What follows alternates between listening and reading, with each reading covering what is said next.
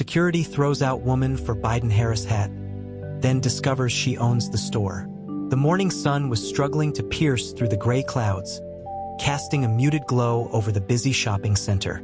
The noise of hurried footsteps and distant conversations filled the air.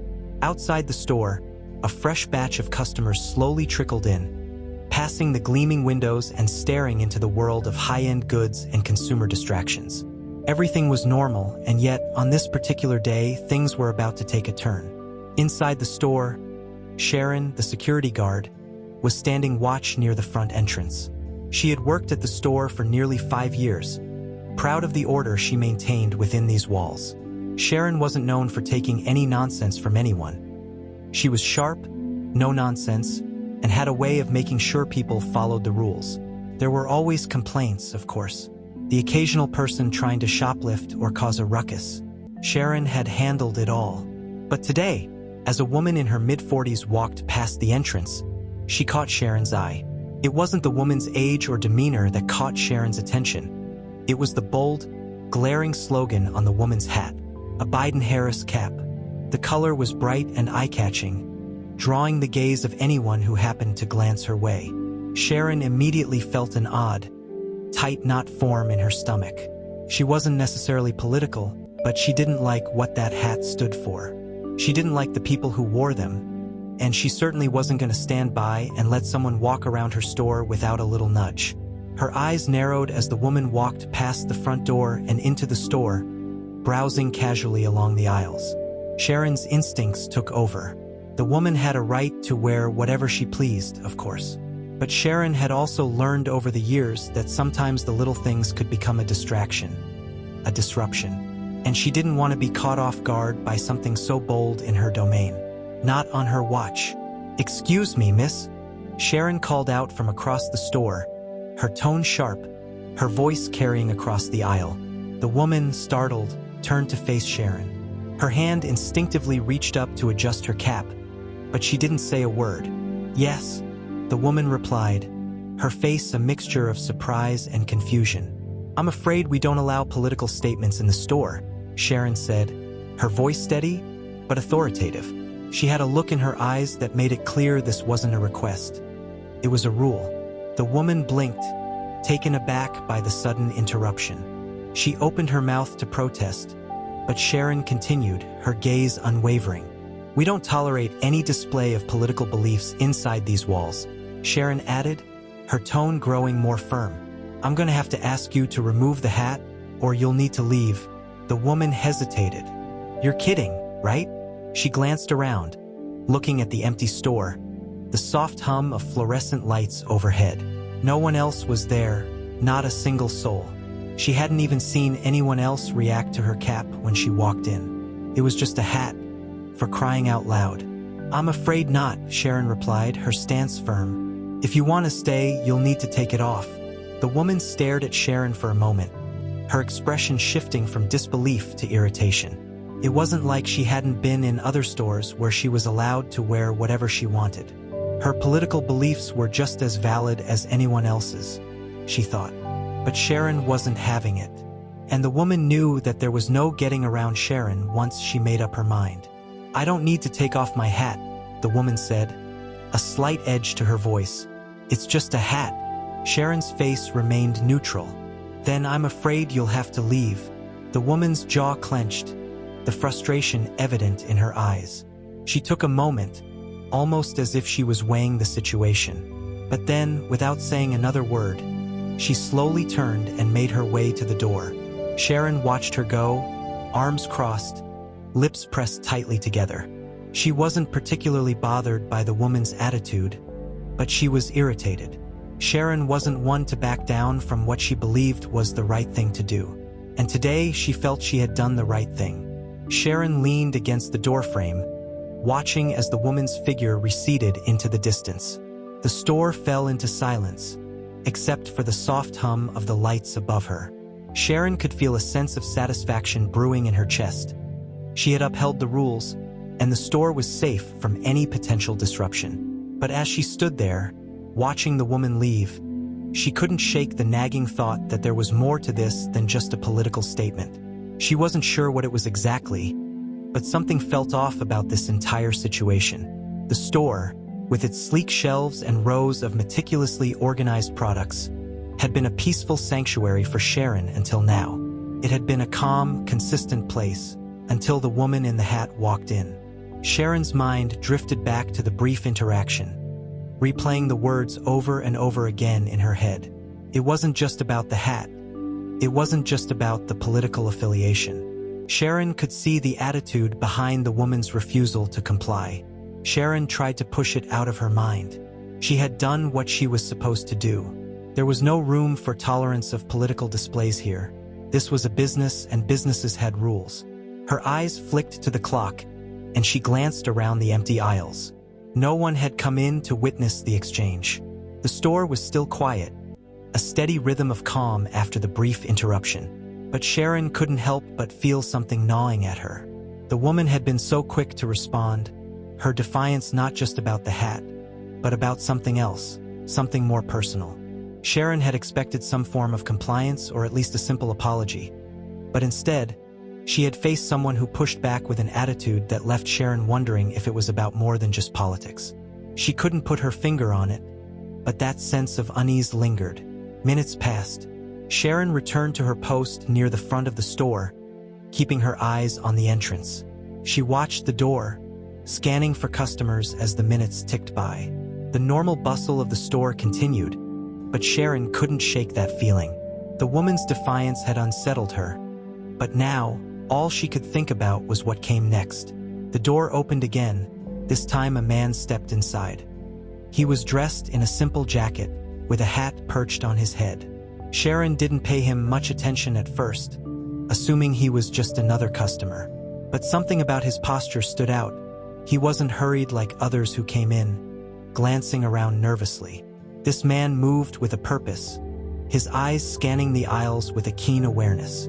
She wasn't sure if he was looking for something specific or just surveying the store, but something about him had caught her attention. As he walked past the aisles, Sharon's gaze lingered on him.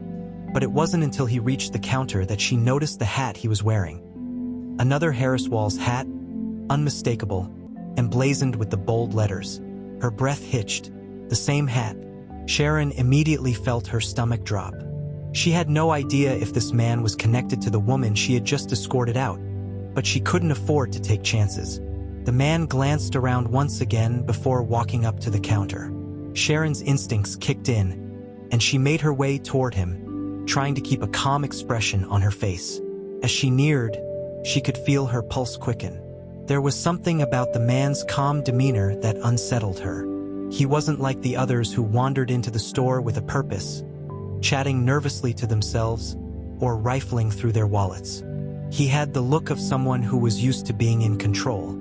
Sharon stood behind the counter, arms crossed.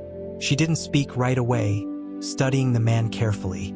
She could see that he wasn't about to remove the hat. It was almost as if he knew what was coming. "Can I help you with something, sir?" Sharon asked, her voice steady but firm. The man glanced at her, a slight smile curling on his lips. He didn't immediately respond to her question. "I'm just browsing," he replied smoothly, not bothering to remove the hat. Sharon's fingers clenched at her sides, but she kept her tone level. She wasn't about to back down again. "I'm afraid I'll have to ask you to remove the hat," she said, her words careful. "Store policy. We don't allow political statements on our premises." The man raised an eyebrow, his smile now fading. "Excuse me?" he asked, his voice barely rising but carrying an edge of disbelief. Sharon repeated herself, her voice unwavering, even as she felt a growing tension in the air. "I'm sorry, but it's against store policy," she said again. "We don't allow political statements in this store." Her eyes never left the man's face, and she could see the muscles in his jaw tighten. He wasn't angry, not yet, but the tension in his posture was palpable. "I'm not going to remove my hat," he said simply, looking down at it as if it were just another piece of clothing. "You'll have to ask someone else to deal with it if you want me to take it off." Sharon didn't flinch. "I'm afraid that's not possible," she said, stepping forward. "You'll need to leave if you refuse to follow the rules." The man's expression hardened. He didn't raise his voice, but there was a dangerous calm about him that sent a chill down Sharon's spine. "You've got to be kidding me," he said, his tone turning sharper. "I'm not here to cause trouble. But if you want to make this an issue, I'll take it up with your manager." His voice now carried a layer of veiled anger, a sense of entitlement creeping into his words. Sharon stood her ground. "I'm following procedure. I'll be happy to have you escorted out if that's what it takes." For a moment, the two stood locked in a tense standoff, their eyes fixed on each other. Sharon felt her heartbeat quicken as she waited for his next move. She had no idea what he was capable of, but she wasn't going to back down now. Without another word, the man turned on his heel and began to head toward the door. But Sharon's gut told her this wasn't the end. Something about this encounter felt like a build-up, a confrontation waiting to explode. She couldn't quite place it yet, but she knew it was far from over. As he reached the door, Sharon watched him walk out, and the store fell silent once again, save for the hum of the lights above her. Sharon leaned against the doorframe, watching as the woman's figure receded into the distance. The store fell into silence, except for the soft hum of the lights above her. Sharon could feel a sense of satisfaction brewing in her chest. She had upheld the rules, and the store was safe from any potential disruption. But as she stood there, watching the woman leave, she couldn't shake the nagging thought that there was more to this than just a political statement. She wasn't sure what it was exactly, but something felt off about this entire situation.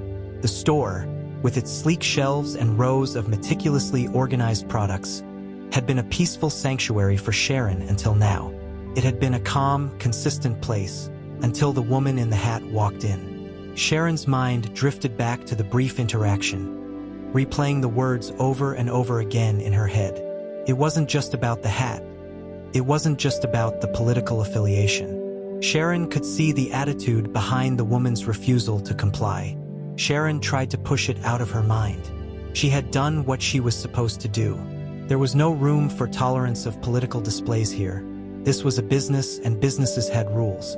Her eyes flicked to the clock, and she glanced around the empty aisles.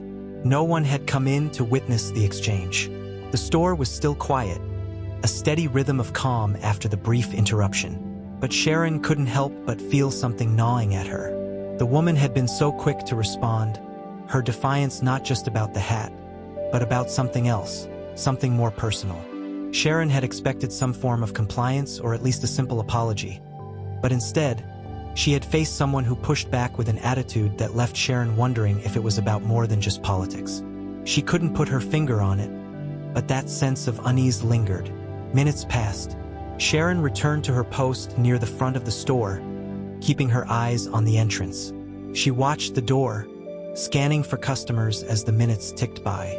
The normal bustle of the store continued, but Sharon couldn't shake that feeling. The woman's defiance had unsettled her, but now, all she could think about was what came next. The door opened again. This time a man stepped inside. He was dressed in a simple jacket, with a hat perched on his head. Sharon didn't pay him much attention at first, assuming he was just another customer. But something about his posture stood out. He wasn't hurried like others who came in, glancing around nervously. This man moved with a purpose, his eyes scanning the aisles with a keen awareness. She wasn't sure if he was looking for something specific or just surveying the store, but something about him had caught her attention. As he walked past the aisles, Sharon's gaze lingered on him, but it wasn't until he reached the counter that she noticed the hat he was wearing. Another Harris Walls hat, unmistakable, emblazoned with the bold letters. Her breath hitched. The same hat. Sharon immediately felt her stomach drop. She had no idea if this man was connected to the woman she had just escorted out, but she couldn't afford to take chances. The man glanced around once again before walking up to the counter. Sharon's instincts kicked in, and she made her way toward him, trying to keep a calm expression on her face. As she neared, she could feel her pulse quicken. There was something about the man's calm demeanor that unsettled her. He wasn't like the others who wandered into the store with a purpose, chatting nervously to themselves or rifling through their wallets. He had the look of someone who was used to being in control. Sharon stood behind the counter, arms crossed. She didn't speak right away, studying the man carefully. She could see that he wasn't about to remove the hat. It was almost as if he knew what was coming. "Can I help you with something, sir?" Sharon asked, her voice steady but firm. The man glanced at her, a slight smile curling on his lips. He didn't immediately respond to her question. "I'm just browsing," he replied smoothly, not bothering to remove the hat.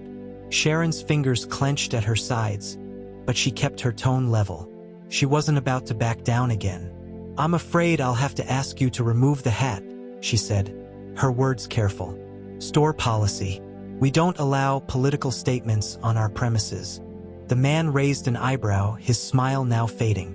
"Excuse me?" he asked, his voice barely rising but carrying an edge of disbelief. Sharon repeated herself, her voice unwavering, even as she felt a growing tension in the air. "I'm sorry, but it's against store policy," she said again. "We don't allow political statements in this store." Her eyes never left the man's face, and she could see the muscles in his jaw tighten. He wasn't angry, not yet, but the tension in his posture was palpable. "I'm not going to remove my hat," he said simply, looking down at it as if it were just another piece of clothing. "You'll have to ask someone else to deal with it if you want me to take it off."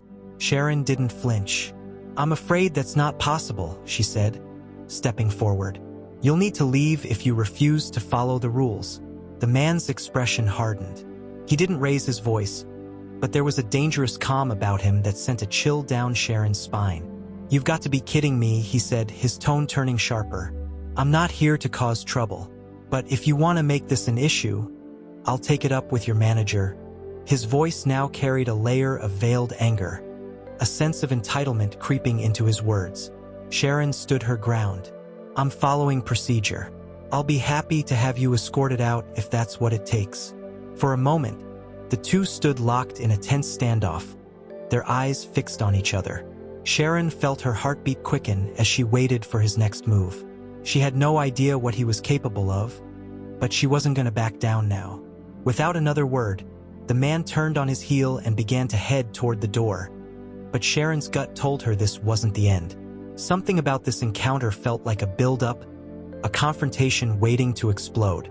She couldn't quite place it yet, but she knew it was far from over. As he reached the door, Sharon watched him walk out, and the store fell silent once again, save for the hum of the lights above her. The sound of the door closing echoed in the otherwise quiet store, leaving Sharon to stand motionless for a moment. She was trying to shake off the unsettling feeling, but it lingered in the air. She had done her job. She had followed the store's policy. But something about the way the man had responded, his calm, almost smug demeanor, left her with an odd sense of foreboding. It was supposed to be simple. She had asked him to remove the hat, and when he refused, she had asked him to leave. But the encounter had left a sour taste. She could still see his eyes, the quiet challenge they held, and she could almost hear his last words echoing in her ears. He hadn't backed down, and that fact made her nervous. He wasn't a typical customer.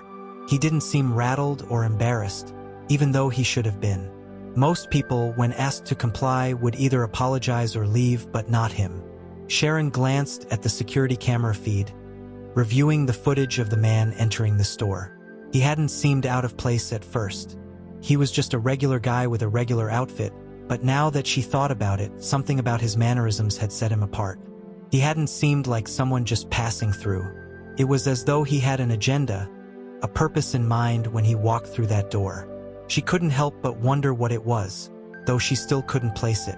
As she continued to monitor the security cameras, Sharon noticed a strange occurrence in the footage, something she hadn't seen before. It wasn't the man's actions so much as the way he walked toward the door after their interaction. There had been a look on his face, a slight shift in his expression, almost as if he knew something Sharon didn't. The momentary unease turned into a knot of anxiety in the pit of her stomach. She couldn't explain why she felt so unsettled. It was just a man refusing to follow store rules. And yet, it didn't feel like just that. There was something more beneath the surface, something she couldn't put her finger on. Minutes passed, and the regular flow of customers resumed. Sharon tried to focus on her work, but her mind kept drifting back to that moment. She looked over the security footage one last time before glancing at the clock. Time was passing, but the unease wasn't letting up. She kept wondering about the man. What did he want? Why had he acted so calmly? And then, as if on cue, the door opened again. This time, it wasn't the man in the Harris Walls hat, but the familiar voice at the door caught Sharon's attention. She looked up and saw a man who had been browsing the aisles earlier, his gaze scanning the store as he shuffled in. She didn't recognize him, but something about the way he walked made her pause. He wasn't in any hurry, and he didn't seem particularly interested in any particular product. His eyes were searching the store, almost as if he were waiting for something or someone. As he walked through the aisles, Sharon's unease grew stronger. This wasn't the usual type of customer who wandered through the store, making small talk or browsing aimlessly. This man was methodical, purposeful. He didn't stop to look at the products or the displays. Instead, his eyes locked on Sharon as soon as he entered the store. Her instincts flared up again, but this time, Sharon tried to ignore them. She couldn't afford to be suspicious of every person who walked in. She needed to remain professional. It wasn't until he walked up to the counter, directly in front of her, that she realized who he was.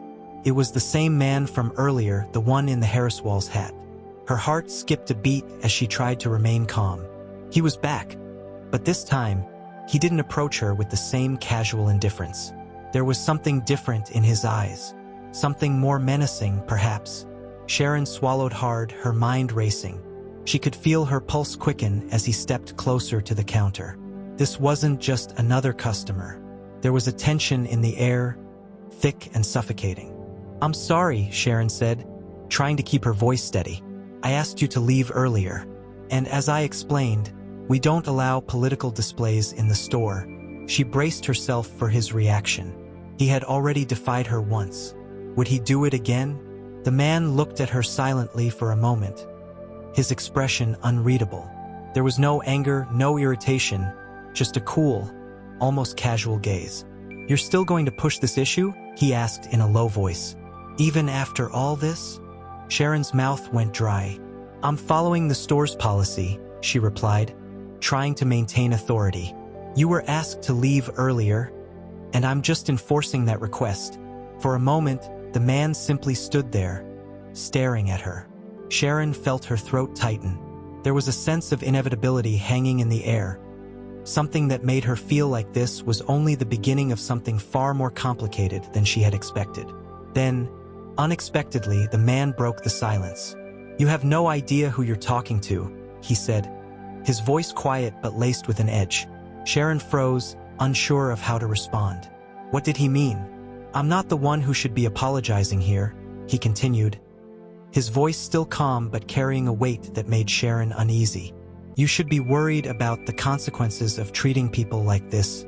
Sharon opened her mouth to speak, but before she could, the man raised his hand, as though to stop her from saying anything further. "I'd leave now if I were you," he added coolly. "Before this goes any further." The nerve of him! Sharon wanted to shout at him, to force him out of the store immediately, but something in his demeanor stopped her. He wasn't reacting like a normal customer. She stood her ground, but it was becoming clear that this wasn't just about a hat anymore. It was about power, and somehow she had lost control of the situation. Sharon's mind raced, trying to figure out who this man was. What was his game? What did he want from her? Why had he returned? The silence between them was thick, almost suffocating, as Sharon tried to compose herself. Her instincts told her something was wrong, but she had to keep her composure. She couldn't show him any weakness. Her eyes locked onto his as he stood across the counter, his presence exuding an unsettling sense of authority. She felt the weight of his gaze on her, but she refused to let it rattle her. "Are you going to kick me out again?" the man asked, his tone dripping with sarcasm. His voice was low, yet it cut through the tension like a knife. "Or are you going to listen to me this time?" Sharon's hands trembled slightly, but she gripped the edge of the counter tightly, using it to steady herself. She wasn't going to give in to this man. She was the one in charge here, not him. She cleared her throat and forced a smile. I'm following the store's policy. I've explained this to you already. Political apparel is not allowed in this store. It's that simple. The man didn't smile back. Instead, he leaned in slightly, his eyes narrowing as he studied her face. You really don't get it, do you? His voice was colder now, more calculated. This isn't just about a hat. It's about respect. You've disrespected me, and now you're trying to act like you're the one with the power here. But you're not. You're just a pawn in someone else's game. Sharon's heart began to race. The way he spoke, so calmly, so confidently, left her feeling smaller, like she didn't matter in his eyes. The chill in his words was more cutting than any sharp gesture, and she felt herself falter for just a moment. The force behind his presence was undeniable. He wasn't going to back down, but she couldn't let him win. Not here. Not now. I'm just doing my job, Sharon replied, her voice shaky despite her best efforts to sound firm. I'm not the one making the rules. I'm just enforcing them. The man's lips curled into a smirk, as though he found her response amusing. You know, you keep saying that, but all I'm hearing is someone trying to defend their own incompetence. You're not enforcing anything. You're just following orders like a puppet. And we both know that puppet doesn't have a voice of their own. Sharon felt her chest tighten as the words hit their mark. His ridicule stung, and she knew he was playing on her insecurities, trying to break her down with every word. She hated it. She hated how easily he was turning the tables on her. But she couldn't show him that. She couldn't give him the satisfaction of seeing her falter. I don't have to stand here and listen to this, Sharon finally spat, pushing herself away from the counter. I told you already, you're not welcome here with that hat. So either take it off or leave. For a moment, the man just stared at her, his expression unreadable. Sharon waited, her breath coming faster now. She was ready for him to leave, to end this interaction on her terms. But the man didn't move. He didn't flinch. Instead, he crossed his arms and leaned back slightly, the smirk never leaving his face. You really think this is about the hat? He asked, his voice low but sharp. You really think this is just some fashion statement? No, this is about control. This is about you thinking you can tell people what to do. But you can't. Not anymore. Sharon took a step back, taken aback by his words.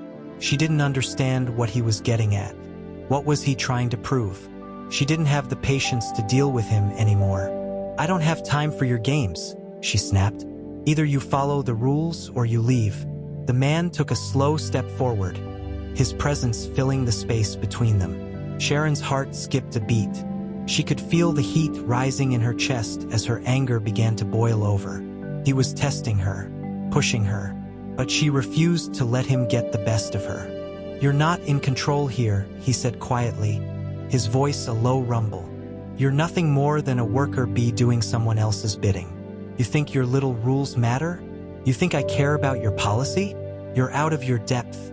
Sharon swallowed hard, trying to hold her ground, but her legs felt weak beneath her. She wasn't used to confrontation like this. Her job had always been about helping people, being polite, being professional. But this man wasn't just looking for a simple explanation. He was looking to make her feel small, insignificant. And, for a moment, it was working. I'm just trying to do the right thing, Sharon said, though it sounded more like a plea than anything else. The rules are here for a reason, and I'm just following them. The man's eyes narrowed as he took another step forward. The rules don't matter. You know that, don't you? You think you're so important, but you're just a cog in the machine. They don't care about you. They only care about their bottom line. The thought lingered, but she quickly pushed it aside. She couldn't let him win. She had to stand her ground. Look, Sharon said, taking a deep breath, I'm not going to argue with you. You need to leave. If you don't want to follow the rules, then you can't stay here. For a moment, the man said nothing. He just stared at her, his eyes piercing. Sharon braced herself for his next move, but to her surprise, he simply chuckled, a low, dark sound. You think you're in control, don't you? He asked, his voice dripping with disdain. You think this little game is about rules, but it's not. It's about power, and you're not the one holding it. Sharon stood frozen, unsure of what to do next. Every word he said seemed to erode her confidence, like sand slipping through her fingers. She felt exposed, vulnerable, and she didn't like it. This was supposed to be a simple interaction, but it was becoming something much darker, something she wasn't prepared for. But she couldn't back down. Not now. Just leave, she whispered, but it wasn't with the same force as before. The man had chipped away at her resolve, and now she wasn't sure she could win this fight. The tension in the air had grown thick, a suffocating heaviness that Sharon couldn't escape no matter how much she tried. The man across from her hadn't moved an inch since their last exchange, his presence looming over her like a storm cloud ready to break. His eyes were still cold, hard, and unrelenting, but Sharon refused to let him see the fear creeping up inside her. She had been in difficult situations before, but this was something else entirely. "I don't know why you're still standing here," Sharon said, her voice a bit shakier than she had intended. "I've asked you to leave. You're making things worse for yourself by refusing to comply." The man just tilted his head, as if considering her words, but there was no hint of remorse or understanding in his eyes. "You think I care about your little rules?" he said, his voice laced with mockery. "You think a piece of fabric on my head is what you should be focusing on? No, this is about power. You're a small cog in the machine, and I'm the one calling the shots." Sharon stood tall, trying to ignore the pang of discomfort that ran through her at his words. It was a game, and he was trying to control the narrative, trying to turn everything around on her. It wasn't about the hat. It wasn't about the rules. It was about him asserting dominance, trying to make her feel small. She wouldn't let him win. "Not here. Not now." "You don't understand," she said, her voice firmer this time. "This isn't about power. It's about following the rules. If everyone just ignored the rules, this place would fall apart. It's about respect." He laughed, a cruel sound that grated against her ears. "Respect," he repeated, as though the word was foreign to him. "You think you deserve respect? You're just some lowly employee doing whatever you're told. You're nothing but a puppet."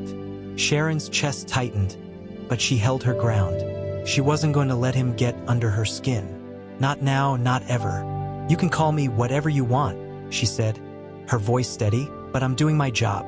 And if you're not willing to cooperate, then there's nothing more I can do." The man stepped closer to the counter, his eyes never leaving hers. Sharon could feel the pressure building in her chest, but she refused to look away. This wasn't just a power struggle. It was a test, and she wasn't going to back down. "You're not doing your job," he spat, his words venomous. "You're just following someone else's orders like a mindless drone. That's all you'll ever be." But Sharon wasn't going to be silenced. "Not today. I'm not going anywhere," she said, her voice cutting through the tension like a blade.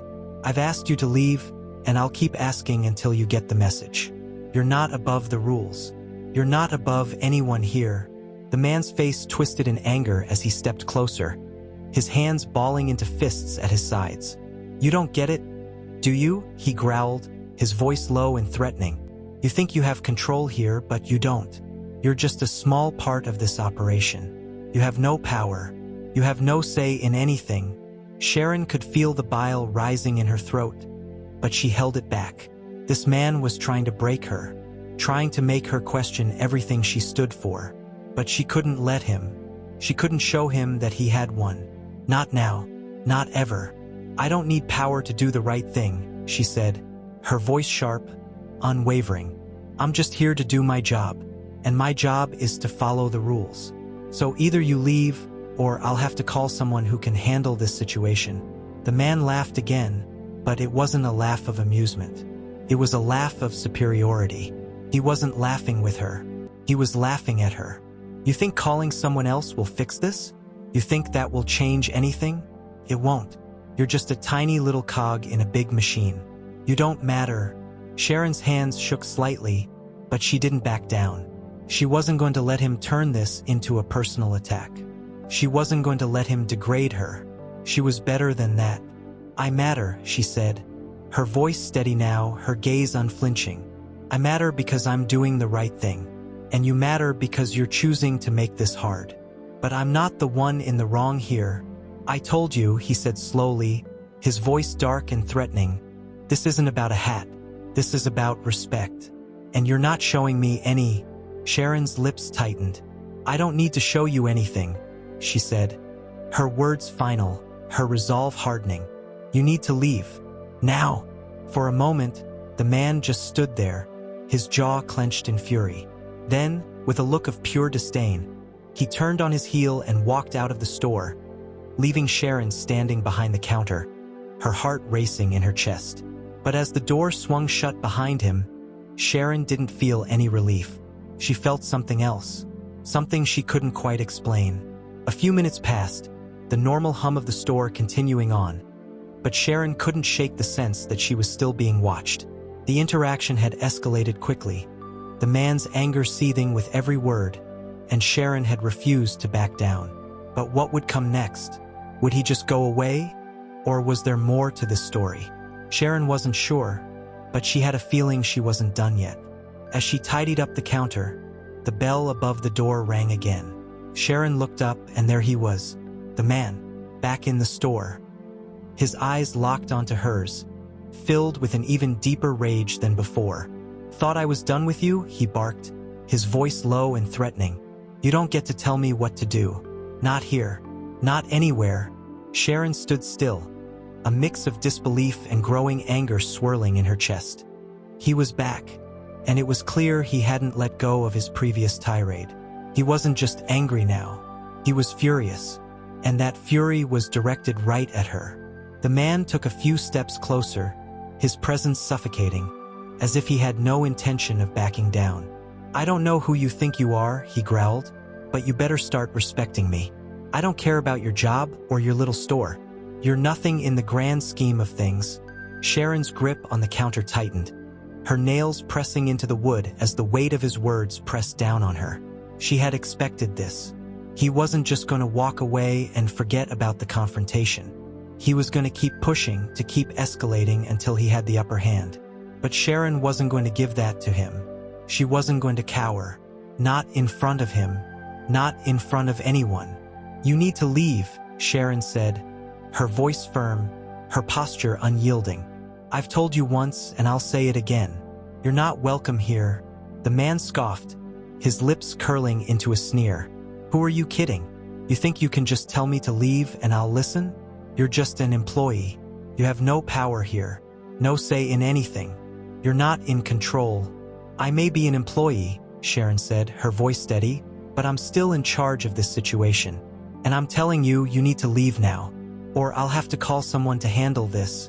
The man's face twisted in anger, his hands clenched into fists at his sides.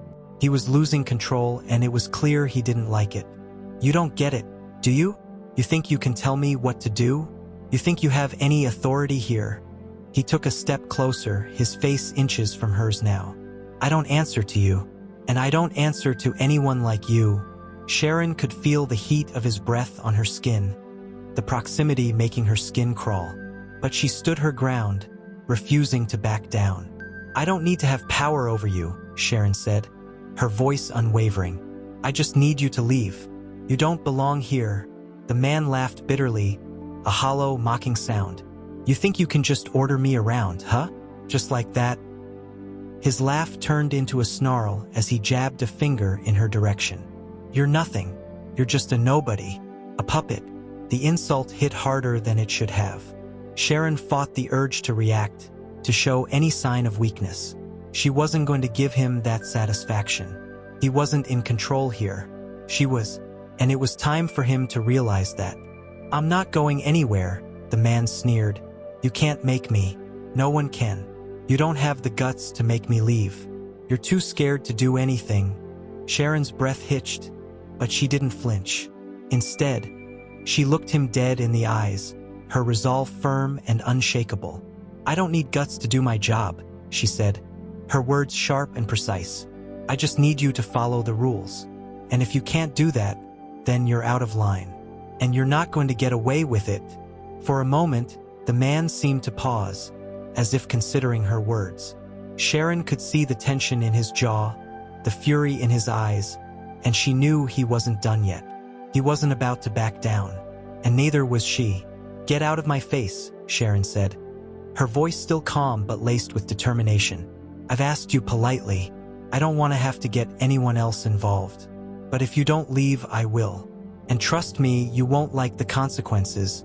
The man took a step back, his hands still clenched, but he didn't leave. Not yet. The silence between them grew thick, like a battle waiting to be fought. Sharon wasn't backing down. She wasn't going to be intimidated. Not by him, not by anyone. He sneered once more, but this time it wasn't as convincing. He knew he was losing control and it irritated him. He took another step back, but he wasn't done yet. "You'll regret this," he muttered, his voice dripping with venom. "You'll regret standing up to me." But Sharon didn't flinch. She didn't react. She wasn't scared of his empty threats. She was in control of this moment, and she wasn't going to let him take that away from her. As he finally turned and walked away, Sharon couldn't shake the feeling that this wasn't the end. It wasn't over yet. He would be back, and when he returned, she would be ready. The door swung open with a harsh bang, causing Sharon to jump slightly.